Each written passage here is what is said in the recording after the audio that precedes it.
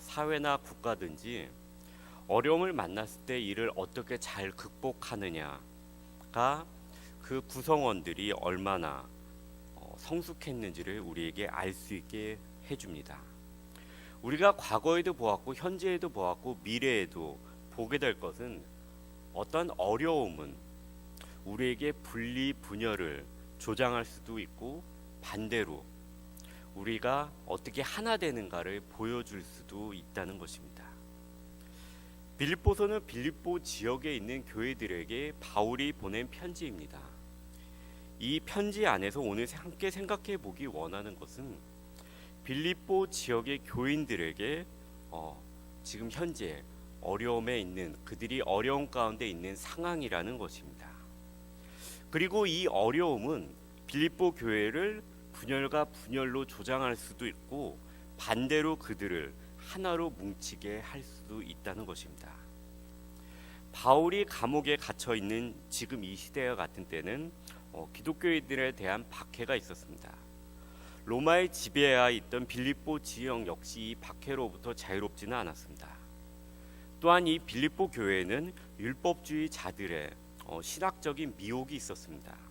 이것이 옳다, 저것이 옳다와 같은 논란을 분명히 그 안에서 일으키고 있었을 것입니다. 그리고 아마도 이런 어려움을 잘 극복하기 위해서 교회는 여러 가지로 대응하고 결정해야 되는 일들이 분명히 있었을 것입니다. 어려움이 있고 이로 인해 분리와 분열이 조장될 수 있는 상황이었습니다. 그리고 이런 것들을 알 수 있게 하는 것이 오늘 빌립보서 안에 있습니다. 정확히 어떠한 이유에서인지는 모르지만 분명한 것은 빌립보 교회의 지도자들 안에서 다툼이 있었습니다. 4장 2절은 이렇게 보여주고 있습니다. 내가 유오디아를 권하고 순두개를 권하노니 주 안에서 같은 마음을 품으라. 그 당시에 그리고 현재를 사는 우리들에게 빌립보서는 이러한 상황에 우리가 부딪혔을 때 어떻게 해야 하는가를 분명하게 가르쳐주고 있습니다. 첫 번째로 말씀하는 것은 복음에 합당하게 생활하라는 것입니다. 오직 너희는 그리스도의 복음에 합당하게 생활하라. 그리고 바로 이어서 그런 그리스도의 복음에 합당한 삶이란 도대체 무엇인가에 대해서 오늘 본문은 이렇게 말씀해주고 있습니다. 첫째는 한 마음과 한 뜻으로 서서 복음을 위하여 협력하라는 것입니다. 너희가 한 마음으로 서서 한 뜻으로 복음의 신앙을 위하여 협력하는 것과 한 마음과 한 뜻으로 서다라는 것은 마치 여러 사람이 일을 하지만 한 사람이 하는 것처럼 하라는 것입니다. 즉 하나 되도록 노력하라는 것입니다. 근데 그냥 한 마음과 한 뜻으로 아무 이유 없이 한 마음과 한 뜻을 가지라는 것이 아니라 복음을 위하여 이것을 가지라는 것입니다. 그리고 오늘 본문은 이것을 협력이라는 단어로 표현을 하고 있습니다. 우리가 매년 싹수회를 원주민들에게 갑니다. 저도 첫 해에는 그 원주민들을 갔었는데요. 거기 보니까 아주 큰 카누가 있었습니다. 왜냐하면 그 원주민들은 미국에서 매년 열리는 그 원주민들끼리 그 하는 카누 경주 대회를 나가기 때문에 그 큰 카누가 있었습니다. 그리고 그 카누 대회에서 좋은 성적을 내기 위해서는 그 카누 안에 있는 사람들이 모두 동일한 방향으로 노를 저어야지만 그 카누가 똑바로 갈 수 있습니다. 그것을 바로 협력이라고 합니다.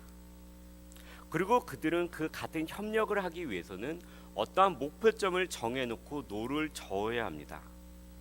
오늘 본문은 그 목표점이 복음을 위한 신앙이라고 말씀하고 있습니다. 우리는 서로 모여서 하나님의 백성으로 하나님께 예배를 드리기 위해서 이곳에 모여서 예배를 드립니다.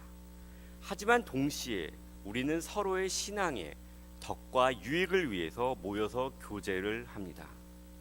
그리고 우리가 가지고 있는 신앙은 어떤 대상을 숭배하는 신앙이 아닌 예수 그리스도의 복음의 바탕이 된 신앙입니다.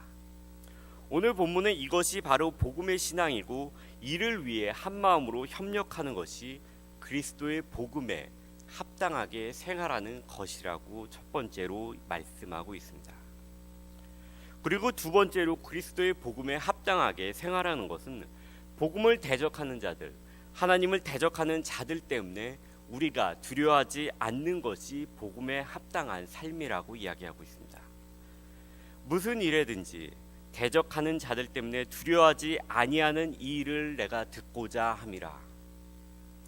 이것은 그리스도의 복음에 대적하는 자들, 하나님을 대적하는 자들, 그리고 이에 지나서 복음을 따르고 믿고 하나님을 믿는 우리에게 대적하는 자들이 언제나 있을 것이고 있는 이것이 이상한 것이 아니라는 것을 오늘 본문은 가르쳐 줍니다. 지금 우리에게, 지금 나에게 이런 대적들이 닥치지 않을 수 있습니다.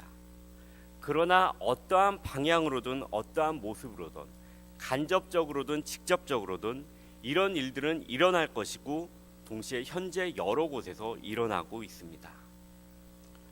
그런데 그리스도의 복음에 합당한 삶은 어떠한 모습이 되었던 어떠한 일이 되었던 무슨 일에든지 이런 것들이 우리에게 닥쳤을 때, 교회 안에 닥쳤을 때, 이런 대적하는 자들이 있었을 때 두려워하지 않는 것이 그리스도의 복음에 합당한 삶이라고 가르쳐주고 있습니다. 우리가 한 마음과 한 뜻으로 서서 복음을 위한 신앙에 협력하는 것과 대적자들의 이런 대적의 행위로부터 두려워하지 않는 것이 바로 그리스도의 합당한 삶이며, 동시에 이런 모습을 우리가 보일 때 오히려 분열되고 분리되어야 되고 두려워하는 상황 가운데 우리가 분명히 있는데 우리가 거꾸로 하나가 되고 두려워하지 않을 때, 이런 모습은 대적자들에게 당신이 가는 그 길은 멸망의 길이며 패배의 길입니다 라고 가르쳐주는 증거가 된다고 오늘 본문은 우리에게 말씀하고 있습니다. 이것이 그들에게는 멸망의 증거요 너희에게는 구원의 증거니 이는 하나님께로부터 난 것이라. 저는 오늘 본문을 읽으면서 초등학교 때 받았던 민방위 훈련이 생각이 났습니다. 특별히 민방위 훈련 중에서 불 끄는 훈련이 생각이 나는데요. 그 훈련을 받기 전에 교실에서 먼저 수화기를 들고서 어떻게 해서 핀을 뽑고 어떠한 방향으로 조절을 하고 어떻게 해야지 불을 끈다는 것을 교육을 받습니다.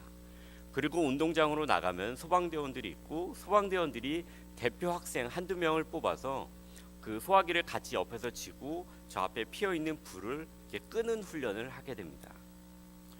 우리가 그 소방교육을 머릿속에 잘 숙지하고 있으면은 우리의 집에 불이라는 어려움이 닥쳤을 때 우리는 이를 더 잘 극복할 수 있을 것입니다. 어떠한 방법으로든 어떠한 모습으로든 하나님의 백성을 흔들려는 사탄의 미혹은 계속해서 있을 것입니다. 이런 가운데서 우리가 해야 하는 것은 그리스도의 복음에 합당한 삶을 우리가 민방위 훈련을 통해서 이것을 배우고, 또한 우리가 이것을 머릿속에 그리고 마음속에 다시 잘 숙지하고 이것을 다시금 잘 일깨우려고 했던 것처럼 우리 역시 이러한 일이 닥쳤을 때 이러한 일을 잘 극복할 수 있고 이에 지나서 하나 되는 모습, 협력하는 모습, 그리고 두려워하지 않는 모습을 보일 수 있는 것은 이런 것들을 잘 숙지하는 것입니다. 이런 것들을 잘 숙지하고 우리가 하나가 되고 두려워하지 않는 모습을 보였을 때 이것을 행했던 대적자들은 도대체 저들은 어떠한 신앙을 가졌기에 저런 모습을 보이는가 라는 의문 가운데 도리어 그들이 하나님께로 돌아올 수 있을 것입니다. 교회를 향한, 그리고 믿는 자들을 향한 미혹과 고난과 어려움은 계속해서 있을 것입니다. 재난 가운데, 우리의 집 가운데 불이 났을 때 우리는 싸우기보다는 불을 끄기 위해서 노력할 것입니다. 119에 911에 전화하고 소화기가 있으면 그것을 겨냥해서 불을 쏘고, 중요한 물건이 있으면 그것을 가지고 나오고, 아이들이 있으면 우리는 아이들을 대피시킬 것입니다. 왜냐하면 우리는 그것을 마음속에 잘 숙지하기 있기 때문입니다. 오늘 본문에 나오는 이런 어려움들이 우리에게, 나에게 직접적으로 닥치지 않을 수는 있습니다. 그러나 우리가 이것을 잘 숙지하고 있어야만 되는 것이, 이러한 상황은 우리 가운데 언제든지 닥칠 위험이 있기 때문입니다. 이러한 위험이 닥쳤을 때 우리가 이런 것을 잘 숙지하고 있다면 우리는 하나가 되기 위해서 노력하고 또한 이런 것들 가운데 두려워하는 것이 아니라 오히려 담대하게 이것을 극복할 수 있을 것입니다.